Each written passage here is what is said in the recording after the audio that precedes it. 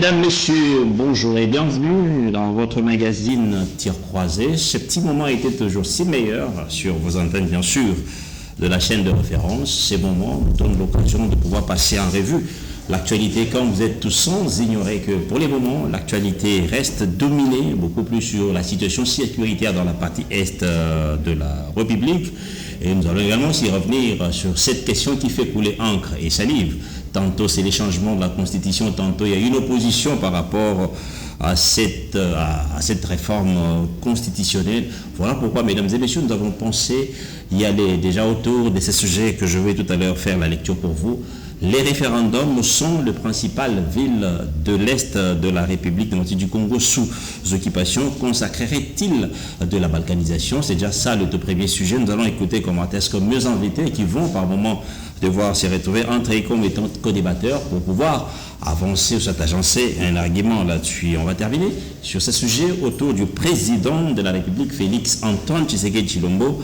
A-t-il trahi son serment suivant ce qui s'est dit dans le chef de ceux qui sont opposants à son régime? Voilà, mesdames et messieurs, c'est l'essentiel de ce dont on va devoir ensemble avec vous discuter tout à l'heure sur dans ces magazines, ensemble avec mes invités. Sans plus tarder, je suis dans l'obligation déjà de pouvoir vous présenter ceux qui sont déjà là, qui ont quand même accepté de venir débattre. Comme je l'ai toujours dit, on ne débat pas pour l'antenne A, mais on débat parce qu'il s'agit de questions liées à la République. La République nous appartient à nous tous. Quand je dis nous tous, c'est-à-dire nous qui sommes des Congolais, et surtout que cette République, nous l'avons héritée de nos aïeux, et là, je rappelle que c'est depuis 1884-85, quand on a éclaté cette émité l'Afrique, c'est là que la République démocratique du Congo a retrouvé justement la portion sur laquelle il est en train, la République est appelée à pouvoir exercer son autorité autour de 2 345 410 km². Voilà, c'est de cette partie de terre qu'on appelle la RDC, autour de laquelle nous allons devoir échanger sur les différents sujets qui minent bien sûr la politique congolaise. Je m'en vais déjà rapidement vous présenter ceux qui sont là. À ma droite, je suis avec celui qu'on appelle Nganga Maele. Là, c'est pour les intimes. Mais sinon, le monsieur s'appelle Papi Wilson Monzemba. Bienvenue, cher ami. Merci beaucoup tous les fidèles téléspectateurs de Tir Croisé ici l'antenne A. Je crois que nous avons suivi les sujets. Je salue aussi mon co-débatteur. Je salue tous ceux qui sont aussi derrière la caméra. Parce que, les amis de l'autre côté de la réalisation doivent nous aider parce que c'est vous qui avez déjà la parole. Oui, évidemment. Si aujourd'hui nous sommes déplacés parce que nous nous sommes dit qu'il y a à communiquer. Ok, très bien. Il y a à donner comme information pour former la population, pour aider la population à savoir ce qui se passe dans notre pays. Et je crois que c'est le devoir que nous avions accepté. Ok, très bien. Allez, en tout cas, il y a des petits soucis de l'autre côté. On va tout à l'heure trouver une solution. Je veux vous présenter notre invité qui est là. Il s'agit de Maître Richard Omanoubou. Bienvenue, cher. Merci beaucoup, M. Yvan, de l'invitation. Je crois que certainement, comme mon co-débatteur l'a dit, si nous sommes arrivés ici, c'est justement parce qu'il y a de la matière à communiquer, surtout lorsqu'il y a des mauvaises informations autour de changements ou la révision de la Constitution. Je crois que le débat il doit être plus scientifique pour éclairer plus l'opinion, il doit être plus pédagogique. Parce que ceux qui parlent des changements ne comprennent pas en réalité ce qu'on appelle les changements d'une constitution, ou ceux qui parlent de la révision, qu'est-ce qui est comme contenu d'une révision d'une constitution.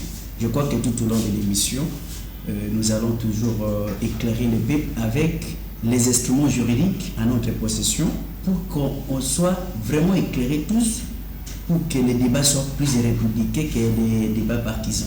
Alors très bien, je vous garde peut-être pour quelques minutes en attendant d'aller vers les autres, c'est-à-dire ici, au cours de cette émission, vous aurez l'occasion bien sûr de pouvoir faire saisir cette quintessence sur l'opportunité de réforme constitutionnelle en lieu et place du changement comme on est en train de prétendre qu'on entend partout. C'est ça, parce qu'il y a en fait une confusion sur ces deux concepts, les concepts de révision et les concepts de changement. Parce que nous avons une constitution qui a duré pendant beaucoup d'années. Et celle qui est en vigueur, c'est environ déjà autour d'une vingtaine d'années. Les théories en droit constitutionnel, ça permet à ces jours de parler du changement d'une constitution ou de parler d'une révision.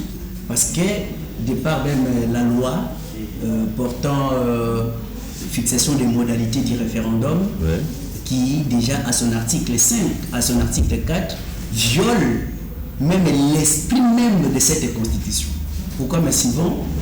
Parce que lorsque vous lisez scrupuleusement cette constitution, elle n'a prévu que 3 matières à révision. La première des matières, lorsqu'il y a changement de capitale, c'est-à-dire la capitale qui est à Kinshasa et qu'on veut amener à Kabeya-Kamwanga, les cas où il y a soit adjonction ou cession d'une partie du territoire, ou soit à cas de révision, lorsque les deux chambres ne s'attendent pas, on peut soumettre la question à une révision, au référendum plutôt. Mais lorsque vous lisez l'article 4 de cette loi, dit que les référendums peuvent concerner toute autre matière d'intérêt national. Alors que la Constitution... Le changement de la Constitution là n'est pas de l'intérêt national. Non, j'ai dit ceci. Mais la Constitution, pour la changer, parce que la loi ne peut pas être au-dessus de la Constitution. Parce que c'est une loi qui tire son fondement de l'article 5. Parce que l'article 5 dit que le peuple peut s'exprimer directement, soit par élection, soit par référendum. Et que les élections doivent avoir une loi qui doit les organiser et les référendums également doivent avoir une loi pour l'organiser. Et les référendums dans le cadre de notre constitution ne peut pas sortir du giron des 3 matières fixées par la Constitution. Et d'ailleurs... Est-ce que là vous n'imputez pas aussi ce peuple que vous appelez souverain par rapport à son pouvoir qui est si large? Et d'ailleurs, merci. Allez, très bien, merci. C'est pas même forcément ça, on aura tout notre temps, mais l'État quand même pour de pouvoir présenter notre ami Jean-Pierre Bélissi, qui vient tout à l'heure aussi de gagner un des sièges autour de cette table. Bienvenue, cher ami. Merci, mon ami Yvon, pour l'invitation. Je voudrais, par la même occasion que vous me donnez en tout cas, saluer tous les téléspectateurs de cette grande émission. Merci. Et également saluer mes 2 collaborateurs de cet après-midi. Je voudrais, si vous le permettez bien, mon cher Yvon, commencer par désapprouver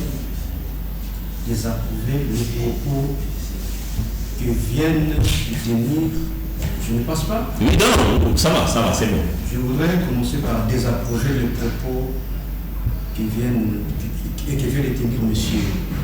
Félix Antoine Tshisekedi. Et quel encore? Le président de la République. Président, entre guillemets, de la République. Oh là là. Entre guillemets, c'est le président qui... Nous disons toujours que M. Tshisekedi n'a jamais été élu par le peuple.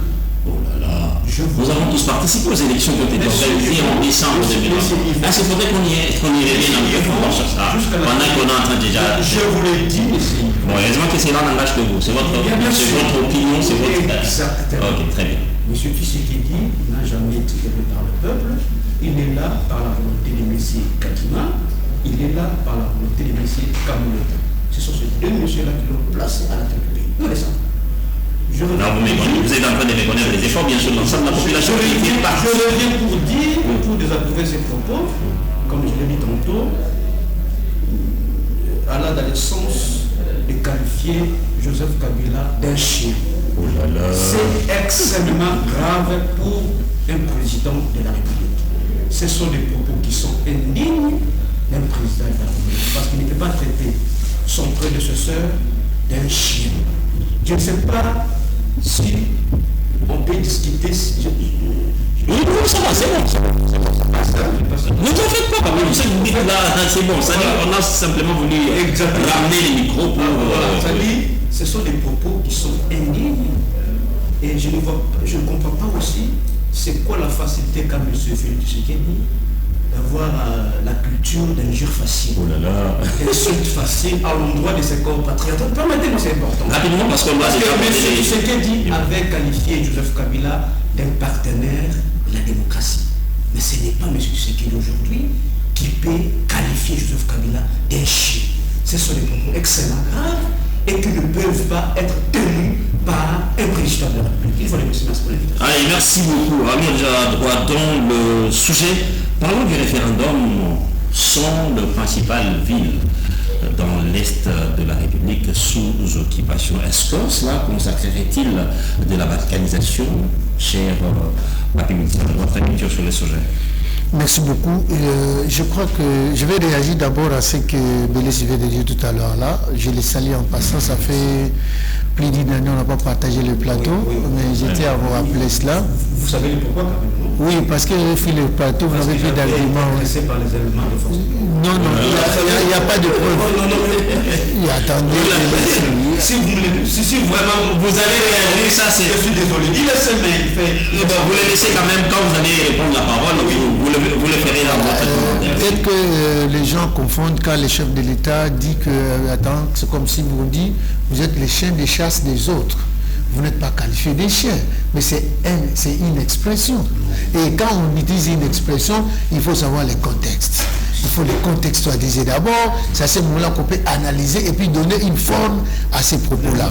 Je vais plus rapidement. Je vais répondre à votre question. Je voulais seulement relever qu'on arrête un peu de chosifier la chose du Congo, de rabaisser le chef de l'État pour une question qu'on lui a posée, et puis s'il a une réponse, il répond non. Mais quand on dit les autres pour les chiens, des chasses des autres, oui, c'est ça, l'acculturation.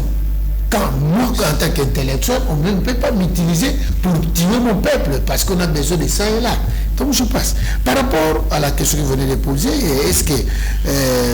oui, le référendum sont les principales villes dans la partie Est de la République. Est-ce que cela consacrerait-il de la balkanisation? D'abord, le référendum en soi, c'est une matière que peut-être que les gens prennent trop à la légère. Et qui relève de la souveraineté, bien sûr. Ça relève de la souveraineté et c'est le moyen qu'on donne au peuple de s'exprimer sur une question donnée. Alors, c'est ce peuple-là que tout se prétend avoir que le peuple m'a mandaté, même s'il n'est pas député, mais il dit que d'après le peuple, c'est le peuple qui m'a donné mandat, c'est le peuple qui m'a donné ceci, et il veut parler au nom du peuple, entre guillemets. De quel peuple dont tu fais allusion? C'est ça ma question que je me pose toujours, parce que moi, tel que je suis là, je ne peux pas parler au nom du peuple congolais. Je ne peux pas, mais je suis un leader d'opinion. Mais je peux émettre un avis qui pouvait être contre ou pour. Alors, le référendum, c'est juste un moyen dont le président a mis en place pour que le peuple s'exprime sur une question donnée. Et c'est à travers cette question-là que le peuple peut dire, bon, écoutez, vu la situation que nous traversons, vu ceci et cela, vu les éléments en place, nous disons non à la révision de la Constitution, non au changement de la Constitution. C'est un avis qu'on demande. Alors, quand on contextualise... À l'ensemble de la population. À l'ensemble de la population.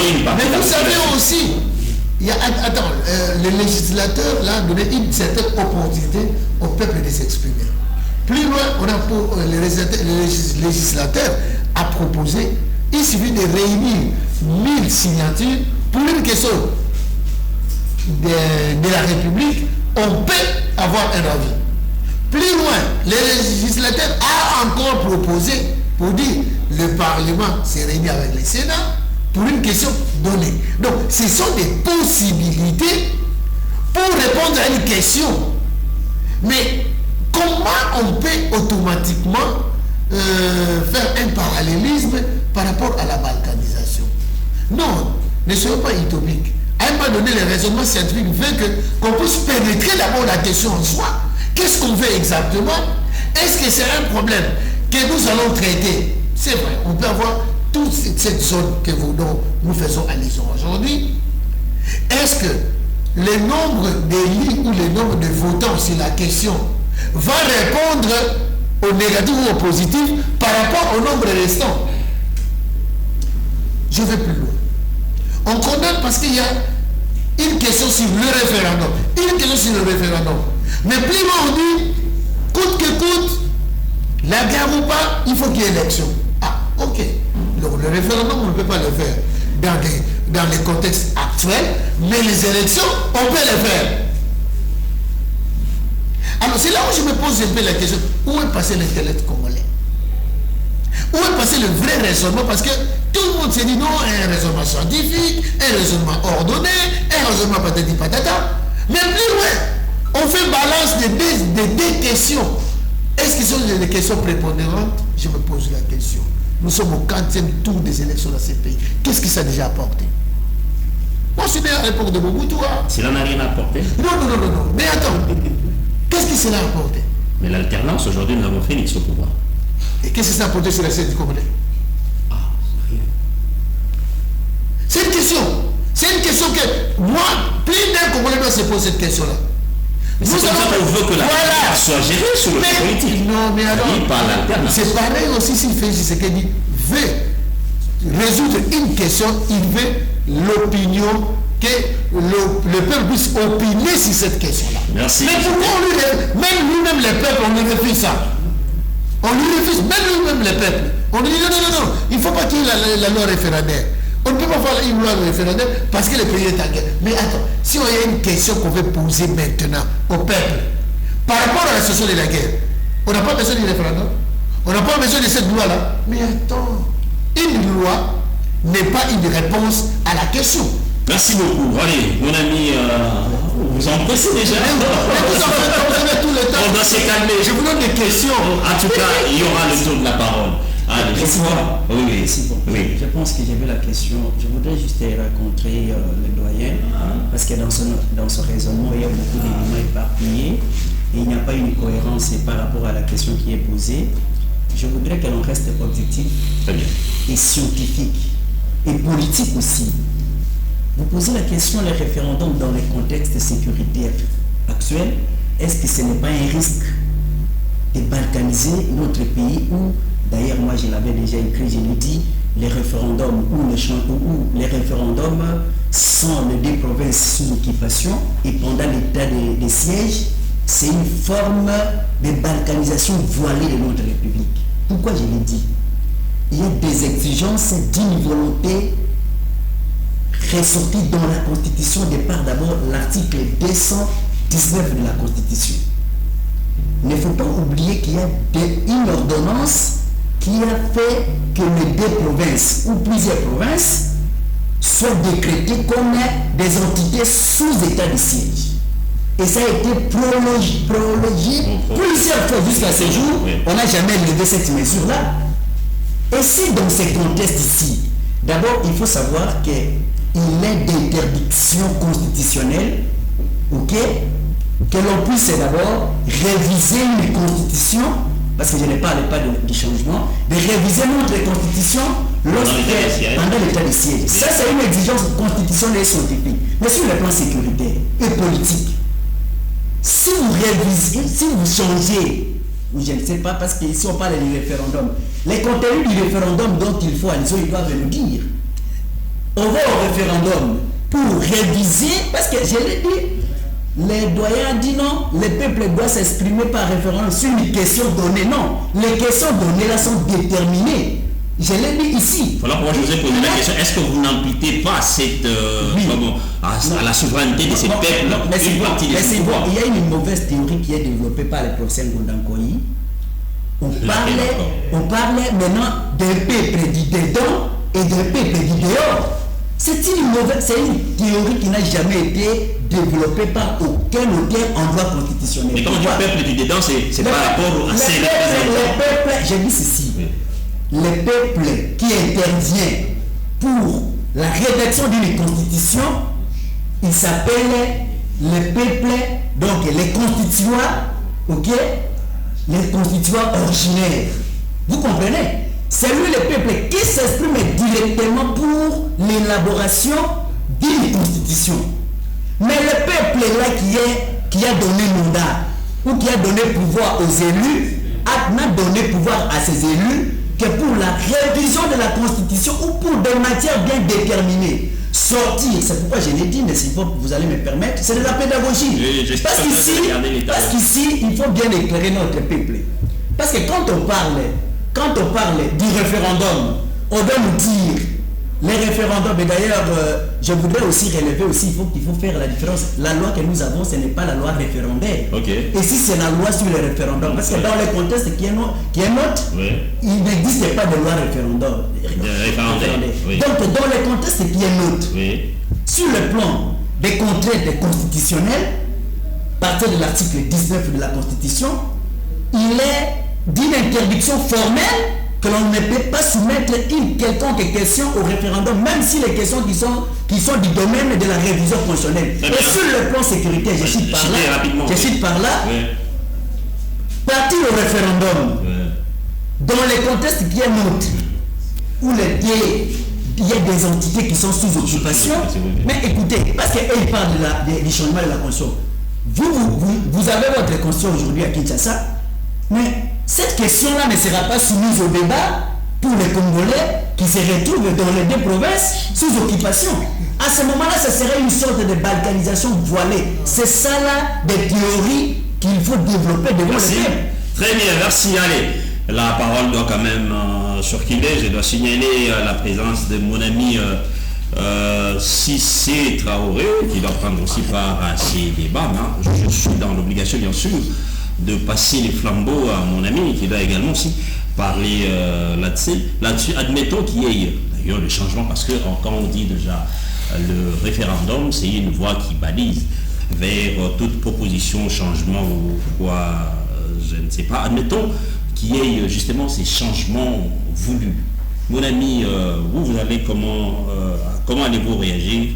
Comment on peut gérer pratiquement ces petits moments des vides, si je peux parler un peu juridique?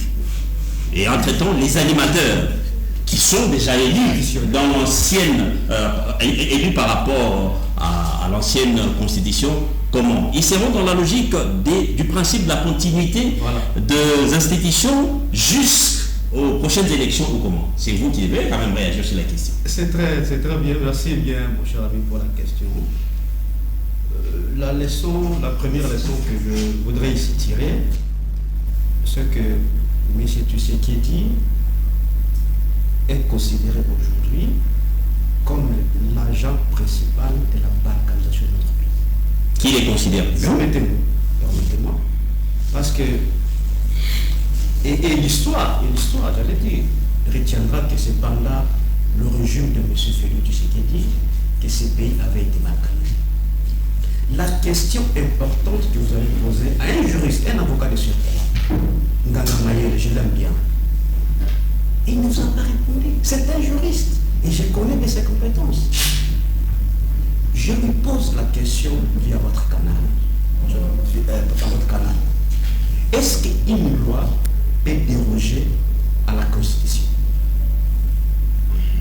C'est ça la plus grande question. Parce que par rapport à la hiérarchie, il y a ce qu'on appelle la Constitution qui vient en premier lieu. Il y a la loi, les lois, on peut dire les lois, la doctrine, la coutume, l'équité. Voici les sources du roi. Est-ce qu'une loi peut déroger à la Constitution? Parce que nous le disons que cette loi, elle est anticonstitutionnelle. C'est un forcé.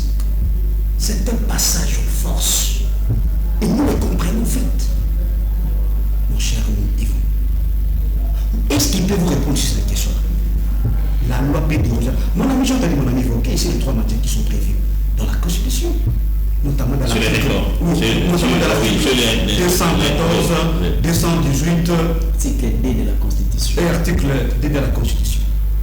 Mais là aussi, mon ami n'a pas répondu parce que j'ai dit à ce cas-là, c'est pas une façon d'amputer justement ces pouvoirs de la souveraineté qui revient justement à ces peuples qui peuvent également décider à n'importe quel moment. Mon cher ami, ne confondons pas les choses. Il y a le principe de conformité de loi à la Constitution. Le contrôle que fait la Cour constitutionnelle. Ça veut dire que toute loi doit être conforme à la Constitution. La question que je me pose ici, est-ce que cette loi sur le référendum référendum est donc conforme à la Constitution? C'est la question qu'il faut poser à ces deux invités, à vos deux invités qui sont bon, mes invités, tous que vous êtes, mais entre vous là, mes collibateurs. Il n'y a pas de souci. Oui. C'est la question principale. Mon cher ami Yves, nous vous disons que le jour où M. Tshisekedi osera de changer cette constitution, ça sera le jour que son pouvoir prendra fin. Parce que vous révisez justement chez mais vous avez posé une question importante. Pendant ces changements, s'il advenait qu'on change la constitution, pendant ce temps-là de vide, on peut dire juridique ou soit institutionnel, qui va les gérer? Qui va les gérer? Parce que vous savez que nous, toutes nos institutions tirent leur source de pouvoir, de compétences, soit de légitimité, voire de légalité, dans cette constitution. Alors, lorsqu'elle tombe, cette constitution, donc elle va tomber également avec toutes les institutions. Y compris les animateurs. Exactement. Donc nous serons des autorités qui seront toutes illégitimes et illégales. Vous comprenez? Donc on expose ainsi le pays au pire scénario possible. Très bien. C'est ça. J'ai jamais tenté de vous dire. Il n'y a pas de souci. Au pire scénario possible, monsieur, mon ami Yvon. Est-ce que vous savez, je pense que je l'ai dit la fois passée ici, pourquoi est-ce que le législateur n'a pas prévu le mécanisme, voire les modalités du changement de la Constitution? Est-ce que vous le savez? C'est parce que l'on considère que ces moyens-là sont antidémocratiques. Parce que ce sont les événements qui viennent pratiquement interrompre le fonctionnement régulier des institutions. Notamment les coups d'État, je le dis une autre fois ici. C'est un événement qui vient bloquer, stopper le fonctionnement régulier des institutions. Ça, c'est quand même. Donc, c'est un moyen pour elle qui débute. Non, je ne parle pas sur les événements. Il y a plusieurs événements.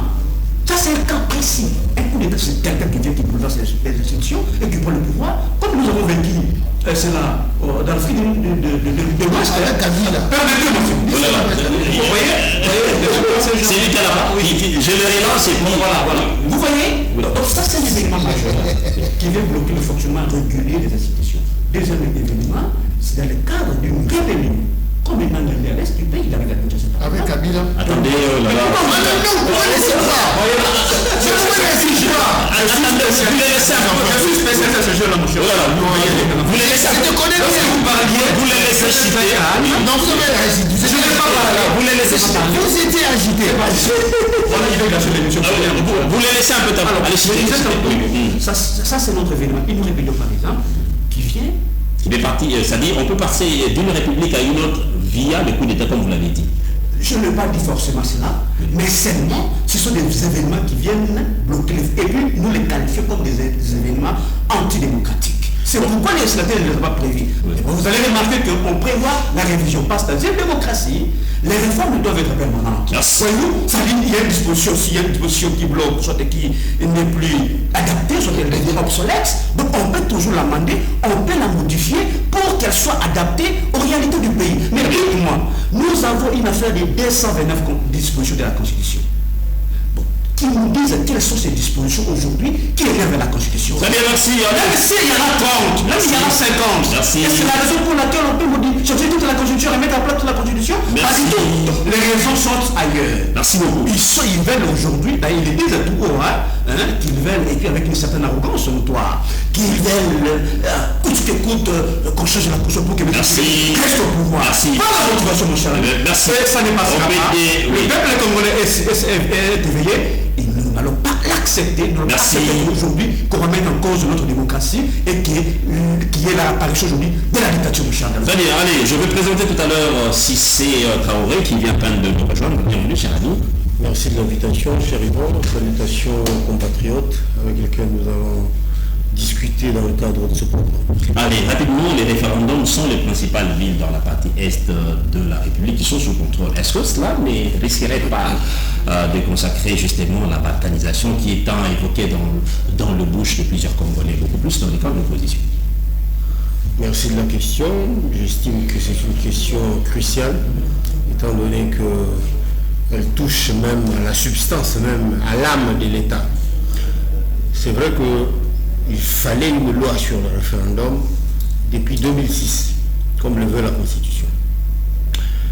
Mais il y a comme une sorte de paresse parlementaire de la part de ceux qui avaient la responsabilité de mettre en place ce texte de loi. C'est depuis 2006, je précise. Alors, je ne sais pas pourquoi... Ils sont des pareils, celui qui a peut-être des moyens. Je ne sais pas. C'est à eux de nous expliquer pourquoi personne d'entre eux n'a pris le temps de proposer un tel texte pour pouvoir combler le vide là, ce que la Constitution voudrait qu'il y en ait. C'est depuis 2006. Je ne peux pas comprendre que jusqu'à aujourd'hui, que personne ne soit capable d'en proposer un. Je ne comprends pas. Alors, ça fait de 2006 à aujourd'hui, ça fait carrément 20 ans. 20 ans, voilà. Voyez-vous, après 20 ans de vide, un parlementaire prend l'initiative de proposer un texte qui nous manquait, et pas de moindre. Je ne comprends pas pourquoi on le blâme, lui. Est-ce que c'est lui qu'on devait blâmer? Quelqu'un qui vous propose quelque chose qui vous manque depuis 2006. Voyez-vous? Mais apparemment, les gens se complaisaient à ne pas avoir une loi sur le référendum. Parce que comment quelqu'un vient le proposer, vous fâchez pourquoi? Donc ce n'est pas nous qu'on devait blâmer. On devait blâmer ceux qui ne l'ont pas proposé pendant tout ce temps-là. Parce que c'est important. Alors, maintenant qu'il propose, j'entends que ce texte de loi violerait la Constitution. D'après certains compatriotes. Moi, je ne comprends pas à quel niveau. Que je sache, l'article 5 de la Constitution, qui est la base constitutionnelle, même la base, même la matrice qui donne à ce texte de loi toute son existence. C'est l'article, et vous verrez, même si vous lisez l'exposé de motifs, vous verrez qu'on fait référence à quel autre article de la Constitution. Rien que l'article 5. C'est cet article-là qui donne qui est la matrice même de ce texte de loi. Lorsque vous lisez cet article... On dit l'article déjà parle sur les différentes matières auxquelles le peuple peut se prononcer sur la voie référendaire, si je peux me permettre de le dire. C'est faux. Cet article ne dit pas ça. L'article ne dit pas. Je répète ici. L'article 5 ne dit pas sur telle ou telle autre matière que doit apporter le référendum. Il ne le dit pas. Je suis sûr qu'il faut allusion à des articles 218, article 2, c'est la Constitution, non? C'est lui qui a la parole. Vous les laissez. L'article limite les matières. C'est ce qui est sorti de votre bouche. Et ça, c'est faux. Je répète ici que l'article 5 ne le dit pas. C'est pas moi qui dis. Lorsqu'ils prendront la parole, ils vont me montrer quelle est la linéaire de l'article 5. Je précise, l'article 5, qui limite les matières sur lesquelles doit être organisé un référendum. Très bien. Alors, moi j'entends l'entendement que j'ai de cet article. Je ne dis pas que c'est mon entendement qui est le meilleur, parce que même eux-mêmes, les professeurs universitaires, ils ne s'entendent jamais. Celui-ci donne une autre théorie, l'autre en donne une autre, personne n'accepte celle de l'autre. Alors, je ne prétendais pas que la mienne serait celle qui devait être acceptée par tous. Mais on essaie de réfléchir. Lorsque je lis cet article, je comprends que l'article dit que tout pouvoir émane du peuple. Tout, genre universel, c'est vraiment un tout. Je comprends que, y compris c'est lui de changer la Constitution.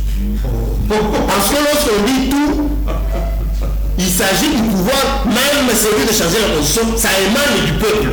Soit il le donne à eux, c'est lui qui le donne. Soit c'est lui qui le donne à ses représentants, soit il l'exerce lui-même. Tout et alors tout. Mais déjà, lorsqu'on estime que la Constitution limiterait, d'autres articles de la Constitution, limiterait le pouvoir du souverain primaire, très bien. Genre à ne pas procéder par au changement de la Constitution. Je ne peux pas comprendre d'où ça sort cette théorie-là, comme quoi le peuple n'aurait pas le pouvoir de changer sa propre Constitution. Même s'il faut, ce sont les juristes qui nous disent que la théorie de l'acte contraire, seul celui qui a pris telle décision peut encore l'abolir. Mais c'est le peuple qui a mis en place cette Constitution.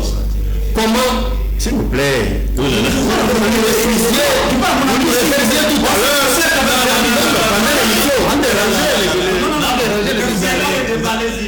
c'est lui qui a la parole. Vous les laissez, c'est lui qui a la parole. C'est moi qui parle. C'est lui qui a la parole. Citez déjà, citez parce que vous avez déjà...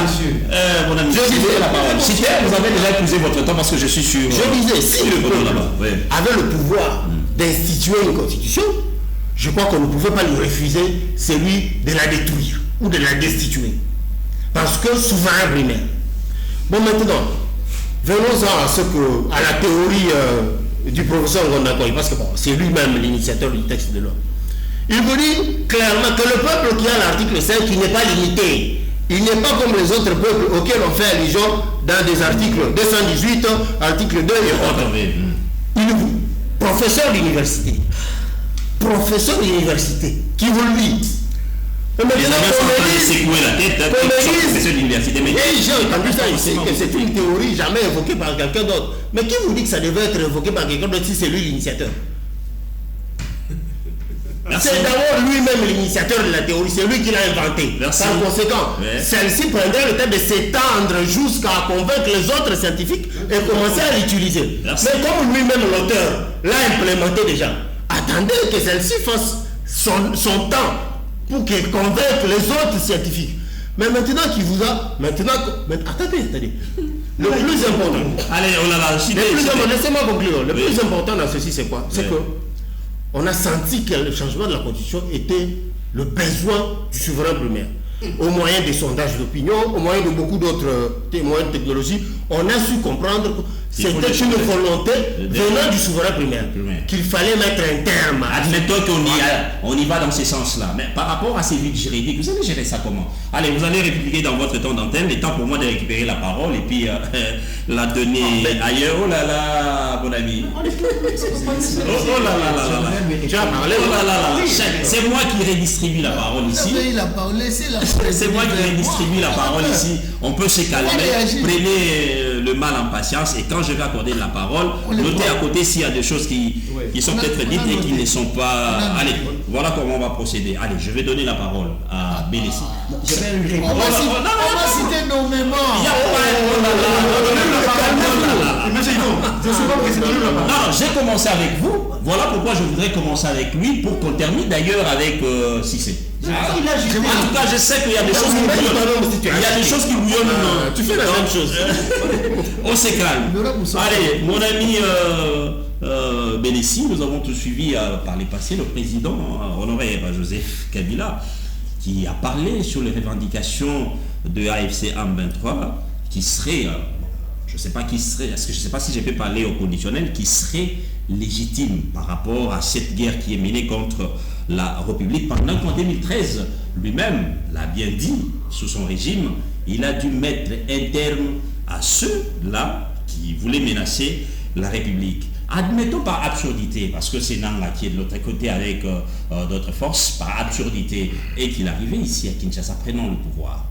Automatiquement, c'est la République qui va passer de la 3e République à la 4e République en gardant la même constitution, ou bien on va changer la constitution pendant que nous avons suivi dernièrement ici le président Joseph Kabila qui a demandé à ce que le peuple arrive à faire échec pratiquement à tout le monde et surtout à ces régimes qui veulent justement changer la constitution. Monsieur Yvon, merci bien pour la question. Mais avant de répondre concrètement à votre question, permettez-moi de rencontrer, je voulais être dur, mais ce que nos amis ont dit. En fait, moi je ne comprends pas ces gens, franchement, ça me dépasse, parce qu'il y a un débat précis, une question précise, mais ils ne vous répondent pas pourquoi. Dans mon temps d'antenne, je remettais la parole à Messi, il s'appelle qui? C'est Traoré, oui. Vous voulez changer la constitution, pourquoi? Qu'ils me répondent là, et moi je vais poursuivre. Allez, mon ami vous a donné son temps, hein? Oui. Il vous a donné son temps. Moi, par exemple, changer en tant que Réjac.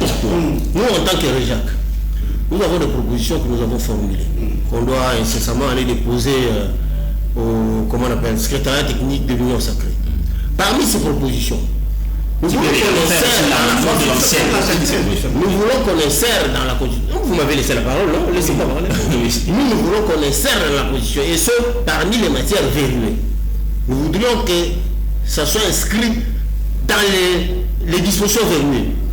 Que quiconque touche aux armes ou va en rébellion contre le pays, prend les armes pour faire, coup d'État ou quoi que ce soit, que celui-ci soit définitivement exclu du champ de tout ce qui est fonction publique. Voyez-vous qu'un tel individu ne devienne plus jamais, même pas bourgmestre, même pas chef de quartier. Et nous souhaitons que ça soit inscrit dans la... C'est pas vous de nous dire que ça doit être écrit dans la loi, non. C'est pas votre initiative. Ça vient de nous. Nous voulons faire... Non.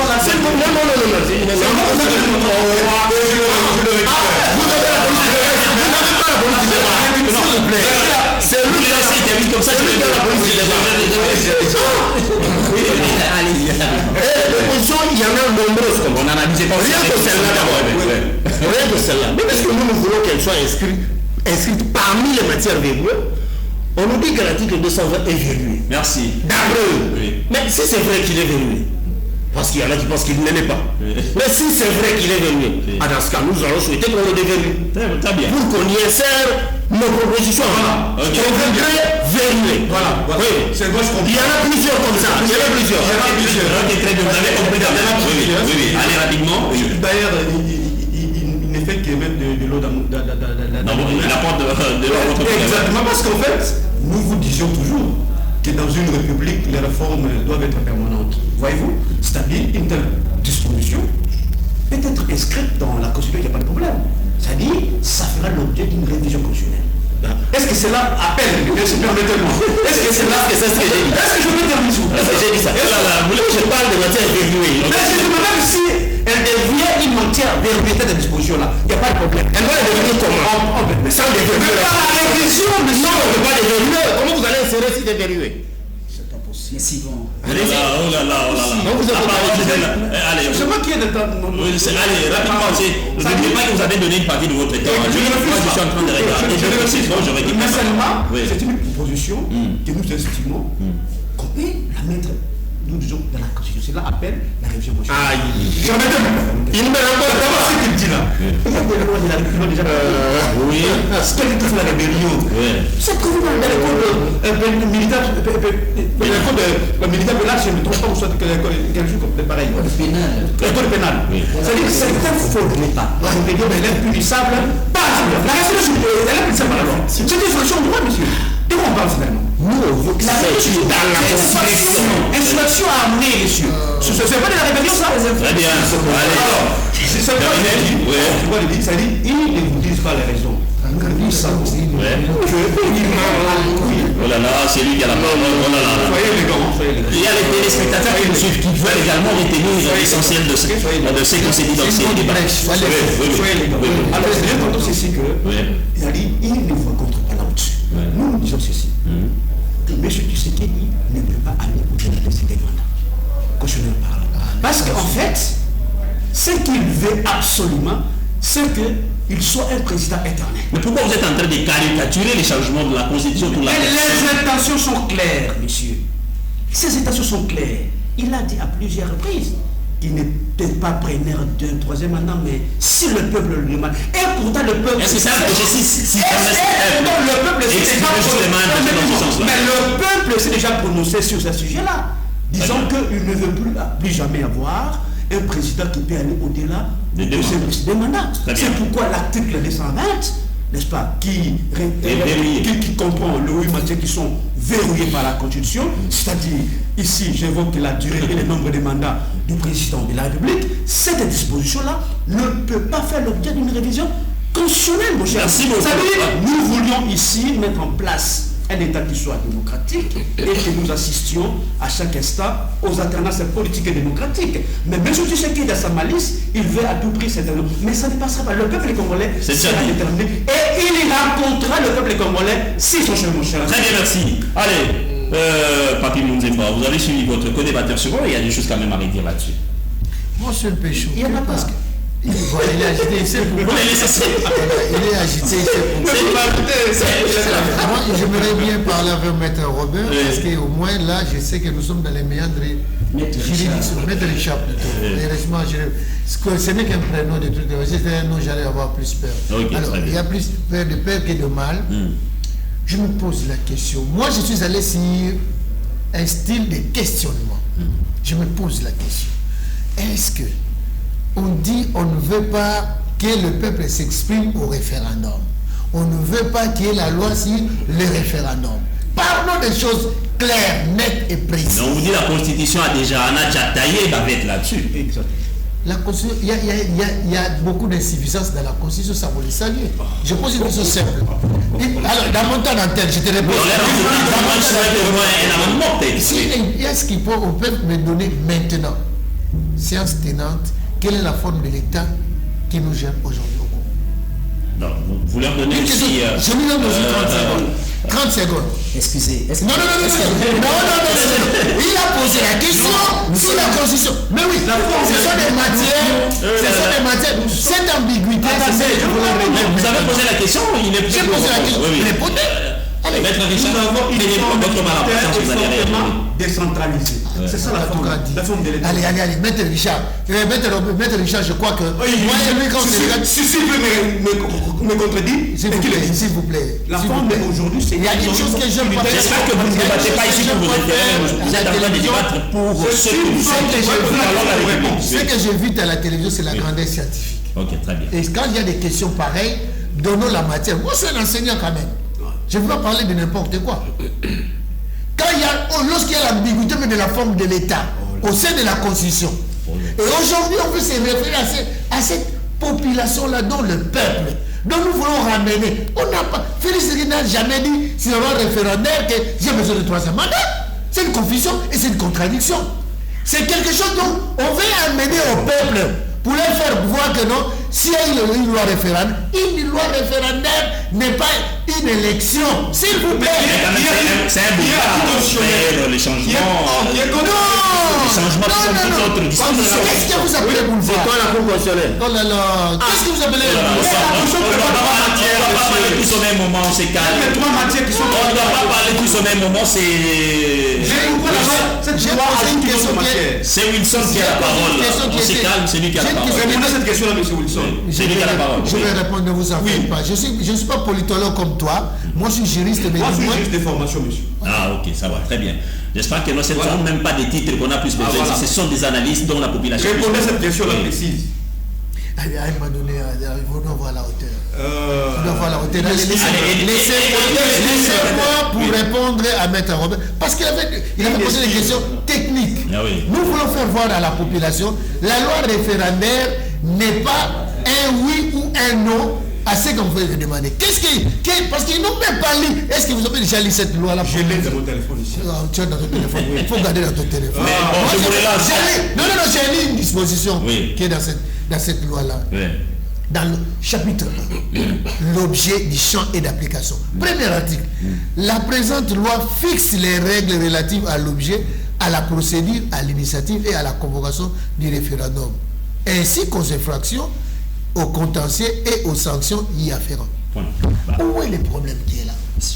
On nous amène seulement sur une situation pour dire que non, la loi est là pour baliser, pour faire voir que non, par rapport à une question qu'on va traiter. Et c'est là où il dit suivant, article 2. Dans l'article 2, on a stipulé maintenant. Vous leur rassurez que non, les débats autour du changement, le référendum est un mode d'expression de la souveraineté du peuple. Donc, vous le laissez. Vous le laissez. C'est conforme à la Constitution. Vous ne le savez pas. Ça, c'est la honte. Alors vous êtes là, je sens que vous êtes très mal éduqué. La votre façon de voir les choses. L'article 114. Mais tu on ne doit pas parler tous au même moment. Je distribue la parole à tout le monde. Pourquoi j'évite l'article 5 qui est la base même de l'article 5? Avec Cissé, ça serait bon. Allez, merci. Il y a mon ami qui avait des choses à... Merci Yvon. Je voudrais que tout le monde soit apaisé. Ok, très bien. Parce qu'ici, les espèces sont tellement surmontées. Comme vous l'avez dit tantôt, nous ne débattons pas pour nous-mêmes, nous débattons pour les peuples. On analyse les questions d'un le peuple qui nous suit là. Doivent retenir l'essentiel. Est-ce que les changements de la Constitution, il est mauvais? Est-ce que la révision de la Constitution, elle est mauvaise? Tout débat part de là. Je ne suis pas en train d'éparpiller mes arguments. Je tire mes arguments et de la loi sur les référendums et non la loi de référendaire et de la Constitution. Je suis d'accord que l'article 5 de la Constitution prévoit deux formes de loi. La loi sur les élections, parce que le peuple s'exprime aussi par élection, et le peuple s'exprime aussi par référendum. Donc l'article 5 nous donne deux formes de loi. La loi sur les élections, ce qu'on appelle la loi électorale, et la loi sur les référendums qui n'a jamais existé, bien sûr. Que ce soit sur... J'ai dit ceci. Que ce soit sur que ce soit la loi sur le référendum, que ce soit la loi sur les élections, les deux lois doivent se conformer aux articles 162 et suivants de la Constitution. Pourquoi? Parce que ce soit les lois ordinaires, que ce soit les lois organiques, doivent toutes se conformer à la Constitution, d'où il y a les contrôles, que ce soit a priori ou a posteriori des constitutionnalités. Est-ce que c'est bon? C'est bon, c'est pédagogique. Laissez-moi, monsieur Yvon. Laissez-moi. Mais maintenant, nous ne disons pas que l'initiative de proposition est interconstitutionnelle, mais je parle du contenu, des dispositions de la loi. Lisez l'article 4 de cette loi, de cette proposition dit les référendums concernent toutes les questions fondamentales d'intérêt national. Voilà. Excusez. Vous l'avez ici, l'alinéa deuxième, l'alinéa deuxième définit les questions fondamentales, alors que la Constitution en elle-même a limité ce qu'ils appellent les questions fondamentales. Les questions fondamentales qui peuvent être soumises au référendum, c'est quoi? Sont lesquelles? D'abord, l'article 10 de la Constitution, je l'ai dit ici, si l'on veut changer, on veut délocaliser la capitale. L'article 214 de la Constitution, à cas d'adjonction, c'est-à-dire, nous voulons avoir une autre partie du territoire d'un autre État, il faut poser la question aux Congolais, est-ce qu'ils acceptent ou ils refusent? À quand on veut céder? Vous comprenez? Ou à cas, excusez, à cas l'article 214. Et j'ai dit ceci. Mais je crois que mon ami à côté a posé une très bonne question là, parce que la motivation de tous les débats que nous faisons aujourd'hui, elle n'est pas dans la Constitution, elle est politique. Pourquoi? La Constitution en elle-même a 229 articles. Je prends l'article 217 qui fait débat. On dit la RDC peut céder une partie partiellement de sa souveraineté. Posons-nous la question. Est-ce que c'est une disposition qui est tangible, qui ne peut pas être révisée? Non. C'est-à-dire, aujourd'hui, s'ils veulent donner un autre contenu à cette disposition, ils en ont le pouvoir. Deuxièmement, je cite par là. Lorsqu'on parle non, la durée de la formation du gouvernement, ça prend du temps.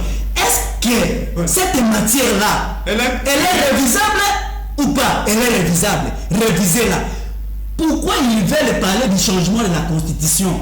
Parce qu'ils connaissent que s'il faut parler de la révision de la Constitution, ils ne vont pas atteindre l'objectif de réviser l'article 220 sur le mandat, la durée du mandat, d'où il faut clairement changer la Constitution. D'ailleurs, le président de la République lui-même, il a dit, lorsqu'il était au Katanga, il a dit, il va mettre une commission en place pour voir s'il faut modifier ou changer. Merci. Mais maintenant, ils ont adopté, monsieur Yvon, je cite, il a parlé du procès Ngondakoy. Mon ami, mon frère, j'ai lu, moi, le procès Ngondakoy m'a enseigné les sciences politiques. Et je vous mets en défi. Il a développé sur l'article 200 et l'article 5 de la Constitution. Le procès Ngondakoy dit ceci. L'article 5 de la Constitution ne consacre qu'un seul peuple qu'on appelle les constituants originels qui n'intervient que pour l'élaboration d'une constitution. Et ce peuple-là, c'est le peuple de l'article 5. Très bien. Donc, merci. À ce jour-ci, restons les plus scientifiques. Vous connaissez que je suis le secrétaire général d'un grand parti politique, Alternative 2028, de Ados Dombassi. Je n'ai pas ici en train d'analyser cette question uniquement comme politique. Merci. J'analyse cette question comme scientifique et comme doctorant à l'université de Kinshasa. Merci. Et tous ces professeurs. J'ai aussi te vous dire. Oh là là. J'ai été membre. J'ai été membre de l'IDGPA de M. André Mbata. C'est avec M. André Mbata qu'on allait jusqu'au Congo central en train de distribuer les copies de cette constitution où on disait au peuple que c'était la meilleure des constitutions. Merci. On nous dise à ce jour Qu'est-ce qui se passe, cher? Parce que l'on veut justement... Merci. Allez, mon ami, je sens qu'il y a des choses qui bouillonnent, mais entre-temps, admettons qu'on arrivait justement à changer un peu la Constitution. Cette question reste. C'est vide juridique. C'est rare qu'on les commande pas. Vous parlez de vide juridique. Mais comment allons-nous? Parce qu'il y aura une transition tout à fait la 4e République, la 3e République vers la 4e, ou bien ça sera automatique. Même si ça sera automatique, ça sera comment? Ça va se passer comment? Le principe de continuité avec les mêmes animateurs de l'ancienne Constitution. Laissez-moi rebondir sur d'autres arguments que les gens ont donnés ici. Ok, très bien, merci. Moi, je prends pour référence l'article 5 de la Constitution. Très bien. Je ne suis pas dans 214, 218, 217, non. Parce que ces dispositions-là ne donnent pas substance à la loi sur le référendum. La substance de la loi sur le référendum, c'est l'article 5 de la Constitution. Okay. Et celui-ci est clair que tout pouvoir doit émaner du peuple. Et ce pouvoir-là, il peut s'agir même de celui de changer la Constitution. Et je ne peux même pas comprendre qu'on veuille même un seul instant penser que le peuple n'aurait pas le pouvoir de changer sa propre Constitution. C'est même inimaginable. Même pas un seul instant. Ça ne fait pas l'ombre d'un débat. On ne va même pas débattre dessus. Même pas un seul instant. Arrêtez de le dire, vous ne promenez pour rien. Personne ne va vous entendre. Vous ne pouvez pas refuser à un peuple. Attendez, pas un seul instant, je ne peux pas le passer. Qu'on veuille qu'un peuple n'ait pas le pouvoir de pouvoir changer une constitution. C'est impensable. Rien que ça déjà, ça met un terme au débat. On ne devrait pas débattre là-dessus. Donc, comme le peuple a tout pouvoir, lui-même peut décider même de le transférer à ses représentants, tout comme de l'exercer lui-même. Mais il y a quand même des matières sur lesquelles il est fixé. Mais maintenant, non, c'est fixé plutôt. Je vous dis, je répète ici que ces dispositions qu'ils évoquent là, ne fondent pas la matrice de la loi sur le référendum. Okay. La matrice de la loi c'est l'article 5. Merci. Je vous ai donné une preuve ici. Allez même sur l'exposé des motifs. Vous verrez qu'on n'évoque aucune autre disposition constitutionnelle. Rien que l'article 5.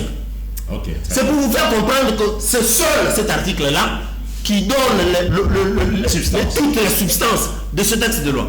Mais maintenant, il s'éparpille pour des raisons qu'eux-mêmes savent. Merci. Nous parlons de quelle disposition fonde l'existence de la loi sur le référendum. C'est l'article 5, point, on s'arrête là. Et lorsque nous lisons le libellé de cet article, celui-ci ne limite pas le peuple. Il ne le limite pas. Et maintenant que les gens évoquent autre chose, pour pouvoir s'approcher dessus et dire que non, la constitution limite, ça n'a aucun sens. Okay. Maintenant, venons-en à ce que vous posiez tout à l'heure. Oui, c'est vite juridique. Admettons qu'on arrivait à ces stades. Ça va se passer comment? On va continuer avec ces anciens animateurs. Aujourd'hui, si le peuple décide, aujourd'hui, si le peuple congolais décide de changer de constitution, on va faire exactement ce qu'on a fait en 2005 lorsqu'on a voté la constitution de 2005 là, qui est celle de 2006. Principe de continuité. Les mêmes institutions ou les mêmes, c'est-à-dire la forme de l'État va devoir progressivement s'adapter à la nouvelle constitution. De la même manière qu'on a fait quand on a voté la constitution de 2006. Et c'est comme ça qu'on va procéder. Y compris Nord Kivu, y compris Goma, Bukavu, tout le monde va s'exécuter et se conformer à la nouvelle constitution. Point. Il n'y a pas de débat. Allez, très bien. Nous sommes arrivés à la fin. Allez, à chacun de vous tous une minute, parce qu'on nous fait signe qu'on n'a plus les temps. Allez, là, on aborde le tout dernier sujet. Président Félix a-t-il trahi son serment suivant l'opposition? Allez, là, je préfère commencer avec vous. Une minute. Dès que vous allez au-delà, c'était justement d'ailleurs le fondement de notre plainte qui est en cours de rédaction contre le chef de l'État. Pourquoi? Parce que Jean-Luc Mélenchon dit c'est que le politique dit c'est ce qu'il fait. Nous connaissons tous les mots d'expression du président de la République.